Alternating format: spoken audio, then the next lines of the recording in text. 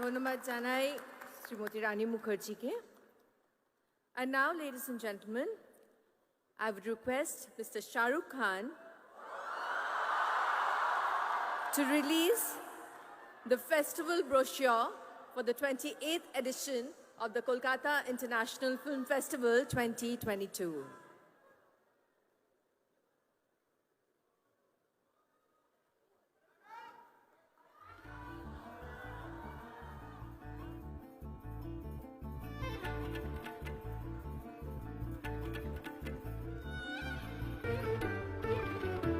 জোরে হাততালি হয়ে যাক দিদি আর শাহরুখের জন্য।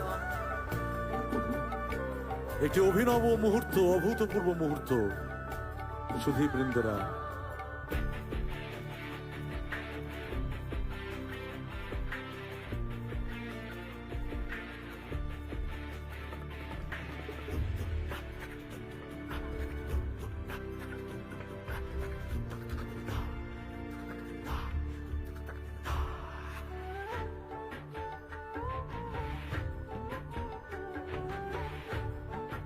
we take a moment from you, ladies and gentlemen. The brochures are being distributed among our most distinguished delegates on the dais. এবার যার অপেক্ষায় আপনারা ছিলেন এতক্ষণ ধরে, যার কথা শোনার জন্য এতক্ষণ ধরে আপনারা অপেক্ষা করছিলেন, সেই মুহূর্ত এসে গেছে। কারণ এবার আমি অনুরোধ করব আমাদের সকলের প্রিয় বাদশা, আমাদের সকলের প্রিয় পাঠান, আমাদের সকলের প্রিয় শাহরুখ দাদাকে কিছু বলার জন্য। May we request Shah Rukh Khan to say a few words.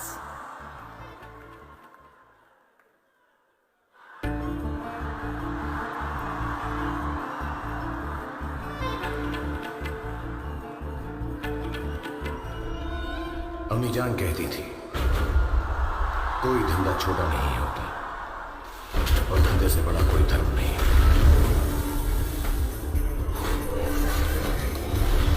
अपनी कुर्सी की पेटी बांध लो, मौसम बिगड़ने वाला है।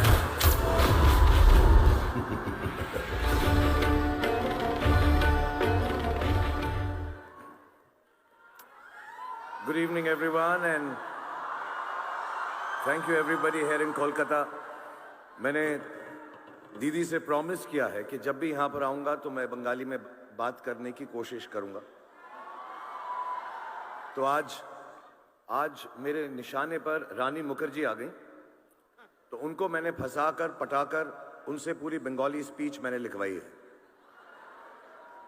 तो अगर मैं अच्छा बोलूँ तो मेरी भावा कीजिएगा। If I do it badly, then it's Rani's fault.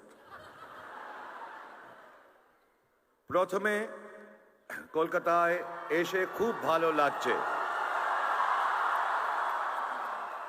দিদি, দাদা, কলকাতা জামাই বাবু, দ্য গ্রেট শ্রী অমিতাভ বচ্চন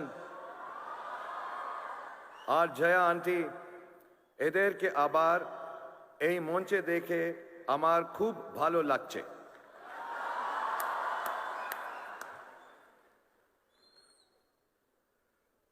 অনেক দিন দেখা হয়নি তো। আর আমার প্রিয় সুন্দর রানীকে দেখে আমি খুব খুশি। And also it's heartening to see all the artists and directors here on stage, all the luminaries. His Excellency, the Governor Sahab, thank you very much for being here. Didi, once again. Kumar Dada, Kumar Sanu Sahab, thank you very much. Shatrughan Sahab, Bhatt Sahab, Arijit Singh, and everybody who's present here and amongst the audience. Thank you very much for being here, and it's lovely to see you after so many years. I haven't been here for a couple of years. কিন্তু আপনাদের সবাইকে দেখে সব থেকে বেশি খুশি হলাম, সত্যি বলছি। I would also like to welcome all the delegates and participants for the 28th KIF and assure you, as the ambassador of West Bengal, that the hospitality and the love that you will get here in Kolkata will be the most memorable. I wish you all a great and happy stay in the city of Kolkata. Cinema is perhaps the most important medium of modern times. From inception, humanity has built its civilization on the expression and sharing of its journey, like cave paintings left behind for us to marvel at thousands of years later. the enduring printed word, or the different forms of traditional theatre that prevailed for centuries across the world. Cinema, and in fact the advent of articulation through social media platforms, have now become the foremost expression of human experience and emotion. The collective narrative of our times is shaped by social media. And contrary to the belief that the spread of social media will affect cinema negatively, I believe cinema has an even more important role to play now. Social media is often driven by a certain narrowness of view that limits human nature to its baser self. I read somewhere that negativity increases social media consumption and thereby increases its commercial value as well. Such pursuits enclose the collective narrative, making it divisive and destructive. Cinema exposes the vulnerability of human nature by telling stories in their simplest form, as they are lived. It allows us to know each other better. In a way, it is best placed to sustain a collective counter-narrative that speaks to the larger nature of humankind. A narrative that brings to the fore humanity's immense capacity for compassion, unity, and brotherhood. Meeting the world at the world of cinema is the call of the day, not just meeting, but also using the power of cinema as a vehicle for people of different cultures, colors, castes, and religion to better understand each other. Through efforts like KIF, the endeavor is to build a new platform of understanding and break existing prejudices. So let's come together and build a better world for all our future generations through the medium of cinema. And let KIF and Kolkata be the place to start the journey for a new and more inclusive world.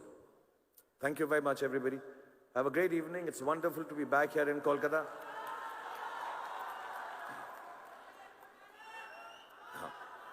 So, I want to mention, you know, we all work in films. We never get the opportunity to thank the stars behind the stars.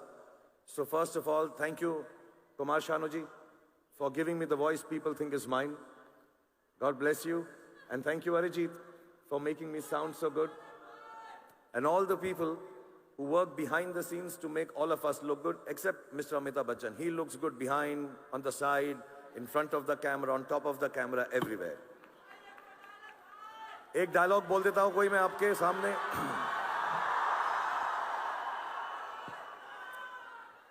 अपनी कुर्सी की पेटी बांध लीजिए. मौसम बिगड़ने वाला है.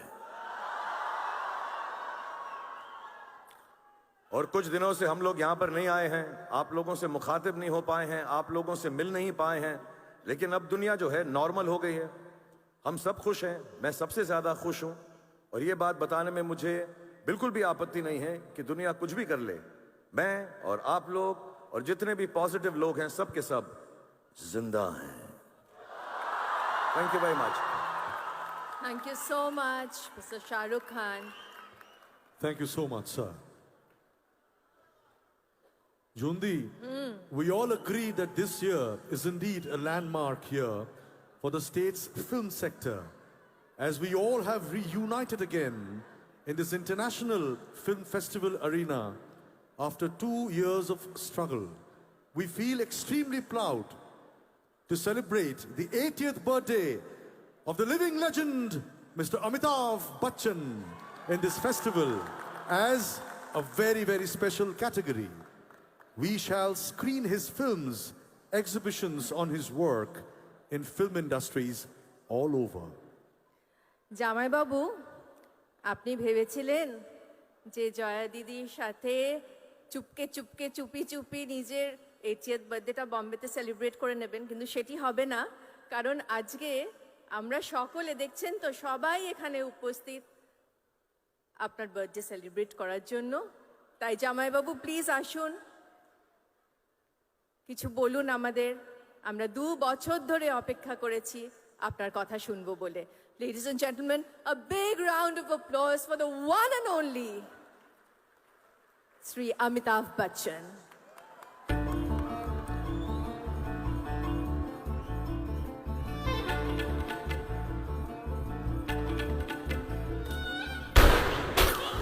हम भी वो हैं जो कभी किसी के पीछे नहीं खड़े होते, जहाँ खड़े हो जाते हैं लाइन वहीं से शुरू। तुम लोग मुझे ढूंढ रहे हो और मैं तुम्हारा यहाँ इंतजार कर रहा हूँ।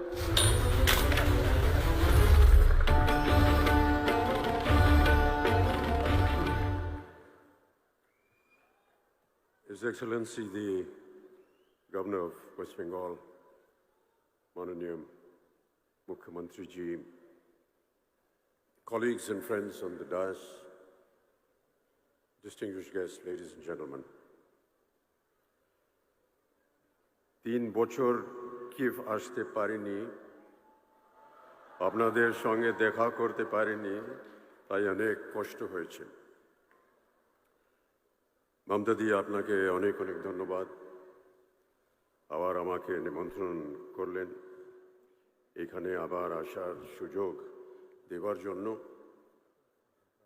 ধন্যবাদ কলকাতা আবার ভালোবেসে ডাকার জন্য। কলকাতা আমার বাড়ির মতো। আপনাদের জামাইবাবু জীবনভর আপনাদেরই জামাই থাকবে।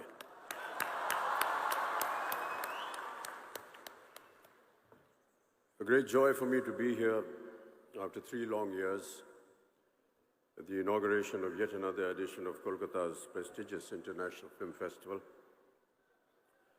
The festival, ladies and gentlemen, has always celebrated the inclusive spirit of cinema beyond the confines of what Gurudev Rabindranath Tagore called narrow domestic walls. I salute you, Kolkata, for giving me my first job. I salute you, Kolkata, for giving Jaya her first film in Mahanagar, directed by Satyajit Ray. But most of all, I salute you for your artistic temperament that embraces the essence of plurality and equality. This is what makes Bengal so special. আপনারা সবাই ভালো থাকুন, সুস্থ থাকুন, এই আমার আন্তরিক মনোকামনা। The pandemic, ladies and gentlemen, has indeed been ruthless, a gruesome situation we were unprepared to face. There was a sudden change in the status quo that altered the very dynamics of global economics, be it in the functioning of business or our film industry. So today we wonder what is in store for us in the future. Given all possible precautions, we can take heart from a checkered past in which, despite pestilence, wars, changing social dogmas and political turmoil, film industries all over the world have always propagated courage and faced every challenge head-on. Man, ladies and gentlemen, has always been a social animal, and the need to belong to a community and participate in a group of activities is a primal human need. Long before the advent of cinema, people turned to various forms of collective activity for entertainment, mainly centered around religious ceremonies and folk expressions. Be it the temple dances from South India and Manipur that gave birth to some of our major classical dance forms, or the North Indian tradition of the Ram Leela and the Ras Leela that married mythology and theatre in their most accessible formats. The tradition of kirtans and qawwalis were born at a place of worship, like temples and dargahs, to give communities a sense of companionship and solidarity. Compared to these age-old practices, cinema is a relatively newer phenomenon. Our first silent film, Raja Harishchandra, opened in the Olympia Theatre, Bombay, on the 21st of April, 1913, merely a few years before the dual setbacks of the First World War and the advent of the dreaded Spanish flu.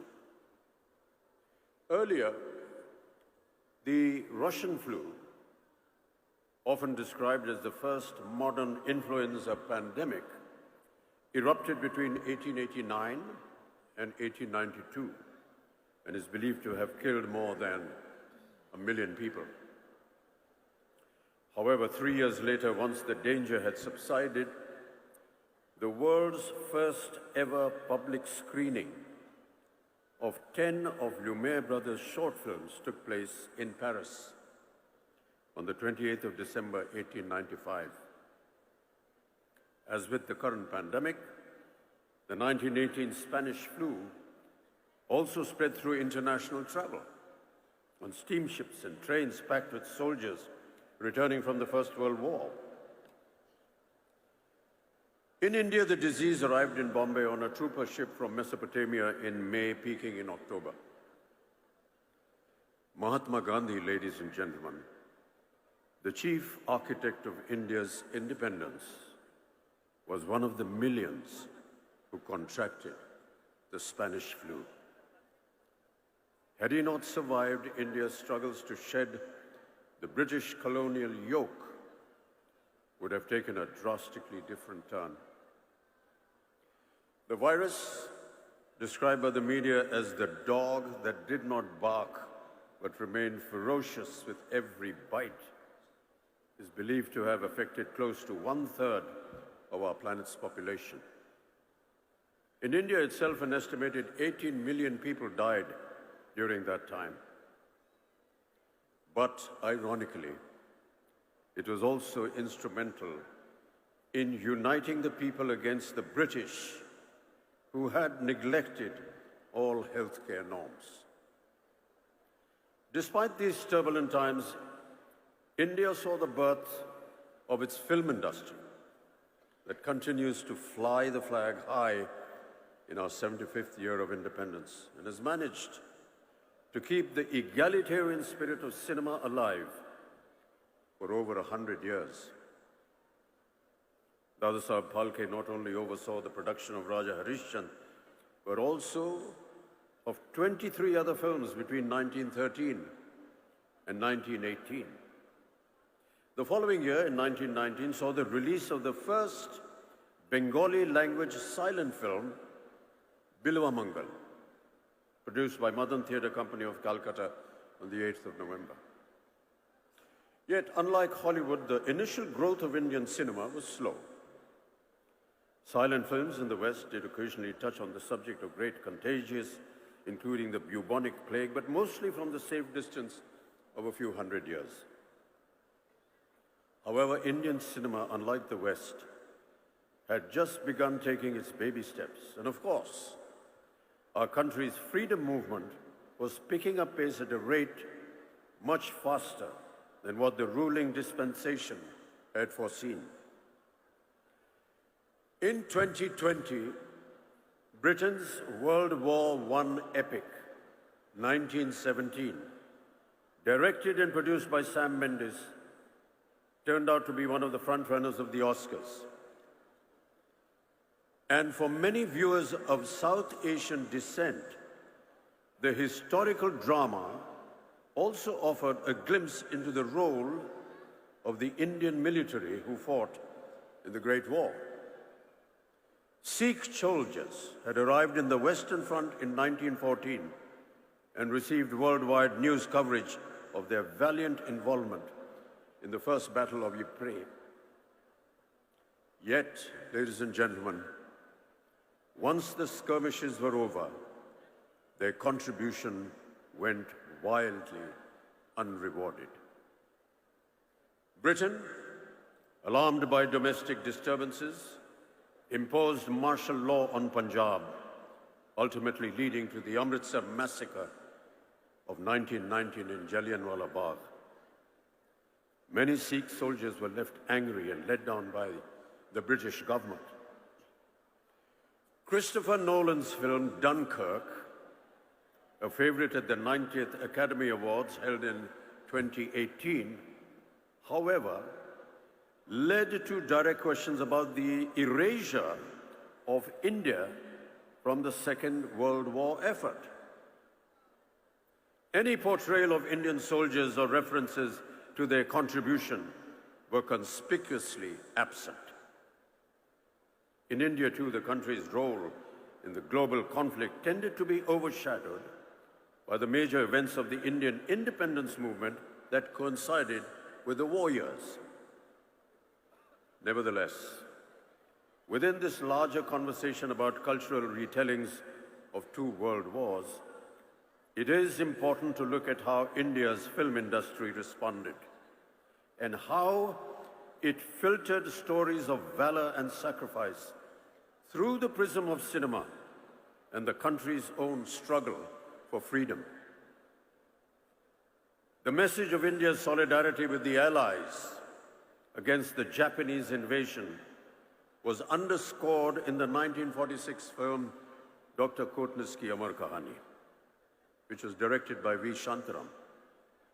The film depicted the real-life experiences of 5 Indian doctors who volunteered to go to China as part of the medical mission during the Japanese invasion.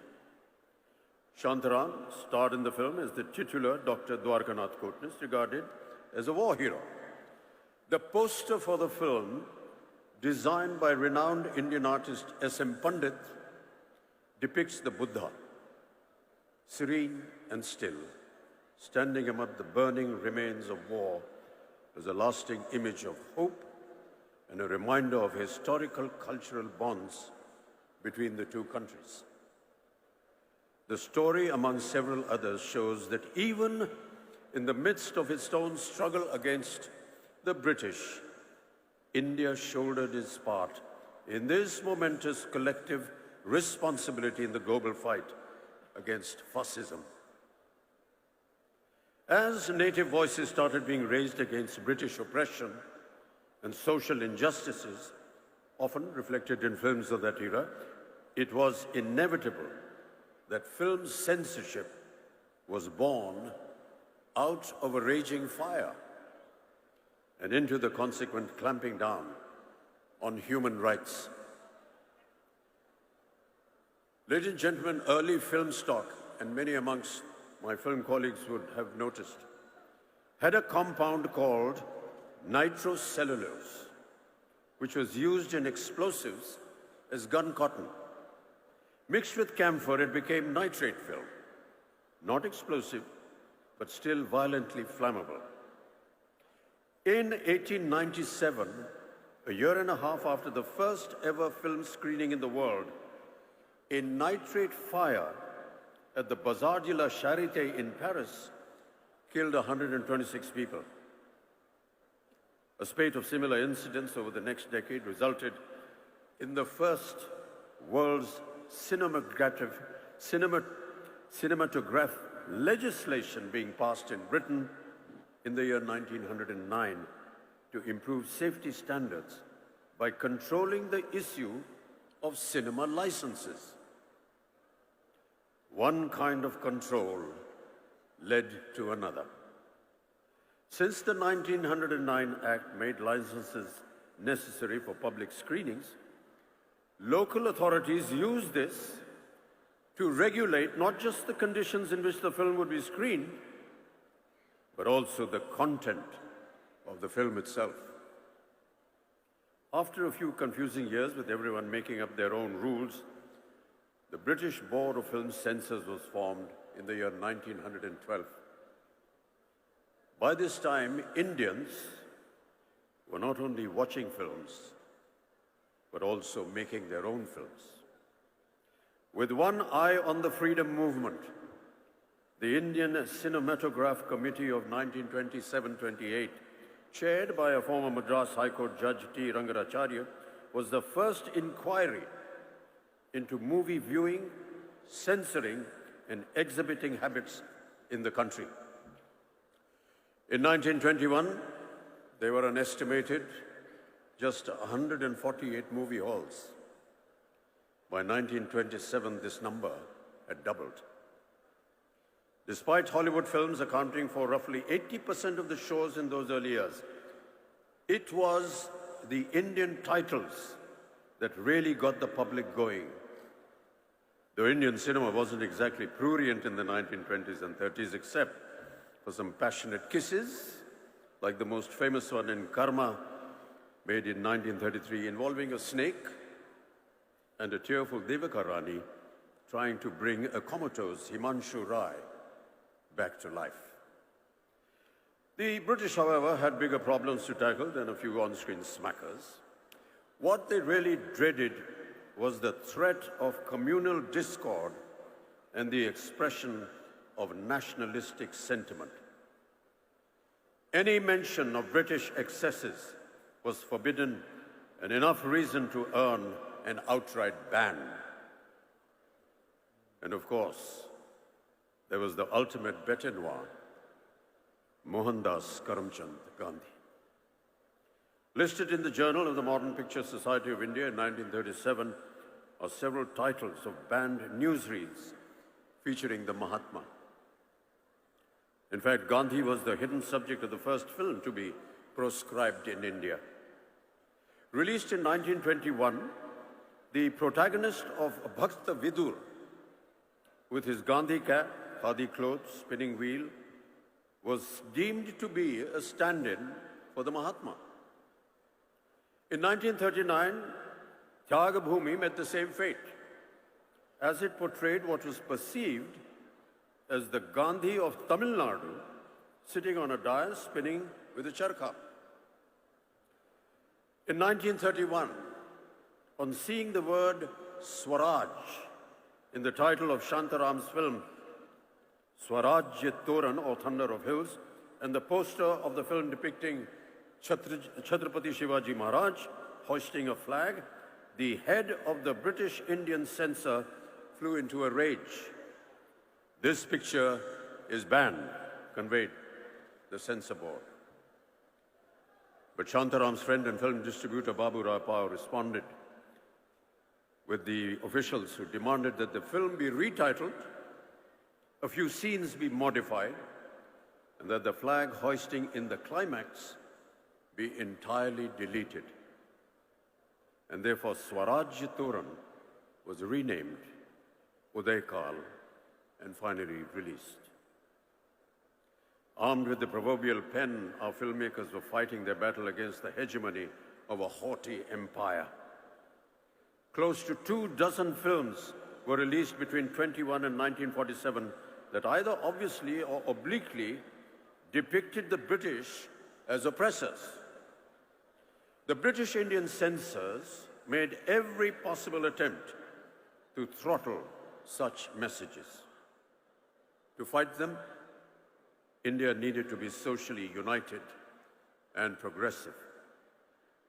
That was precisely the message in the 1937 classic Duniya Na Mane, which also raised a voice against unfair marriages and advocated widow remarriage. The British censors interfered once again, ordering the removal of documentary footage of Vallabhbhai Patel making a speech about abstinence. Brandy Ki Botal, 1939, criticized liquor consumption and exhorted Gandhian morality, while Ghar Ki Rani in 1940 showed the dire consequences of aping Western traditions. Though these messages started receiving the support of the country's nationalistic leaders, the films had a very hard time at the censor board. Indian film directors were forced to find ways to talk about the ongoing freedom struggle without mentioning it directly. You must remember the famous song, Dur Hato Hai Duniya Walo, the hit musical number from the 1943 feature film called Kismat. It was ostensibly made as a warning to the Germans and the Japanese, but the actual target was clearly the British.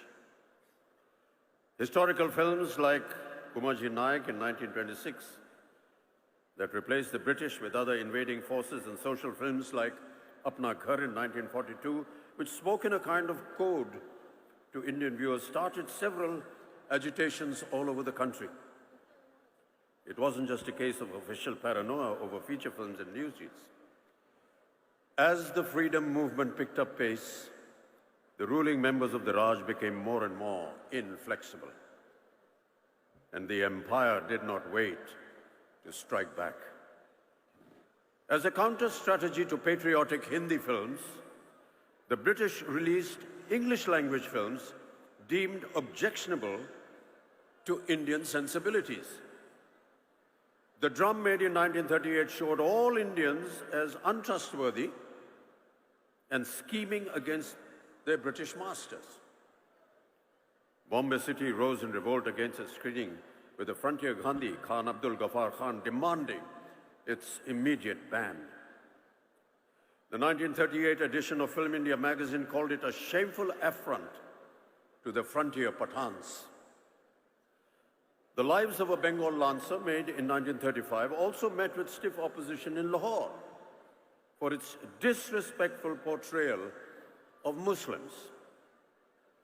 Unafraid to retaliate, our cinema posters, they got bolder.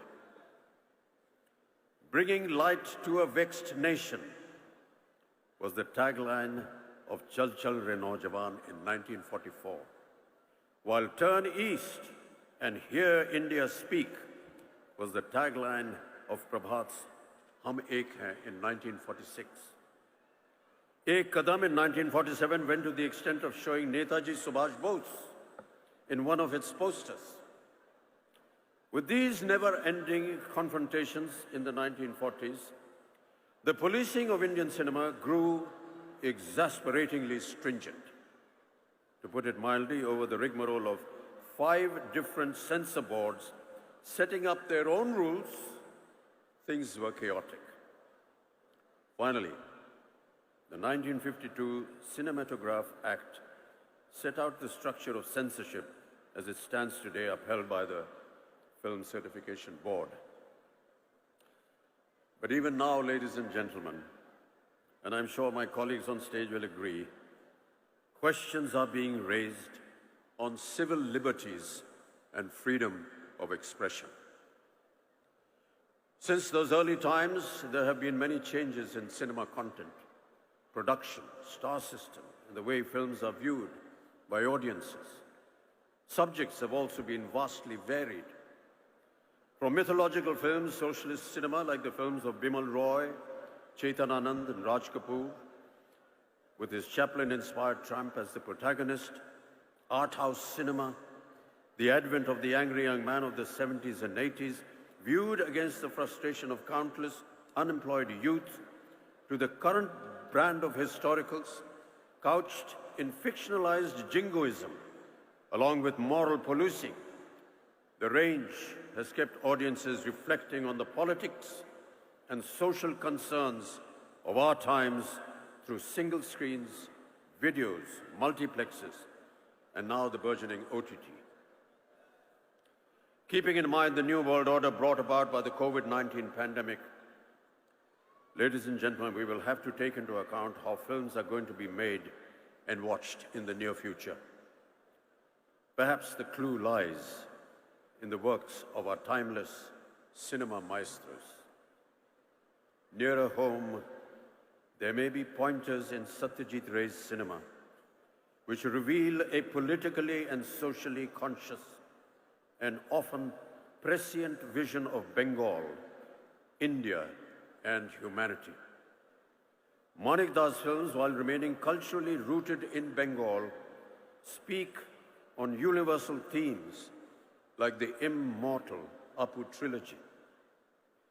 His cinema, ladies and gentlemen, is a reflection of the dreams, aspirations, struggles, angst, challenges, and corrosiveness of India's plurality. The Spanish flu ended in April 1920. A year later, on the 2nd of May 1921, Satyajit Ray was born. We celebrated his birth centenary as another pandemic ravaged the world. One of his later films, Ganashatru in 1990, can be taken as an indication of how Ray may have reacted to current times.